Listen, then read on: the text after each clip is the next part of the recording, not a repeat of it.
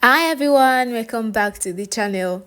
Today I will show you how to shorten the duration of a video in Capcut.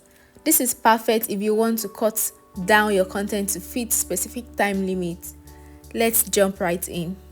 First, you open your Capcut and create a new project. Import the video you want to shorten by selecting it from your gallery, or you can continue with an existing project. The next step is to trim the video clip.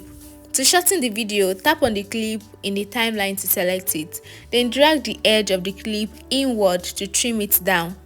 You can do this from the beginning or the end of the clip, depending on which parts you want to remove. If there are specific parts in the middle you want to cut out, use the split tool. Tap on the clip, select split at the start and the end of the section you want to remove.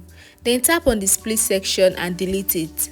The next step is to review and adjust. Play through your edited video to make sure it's the right length. You can make any final adjustments by dragging the edge and trimming more if needed.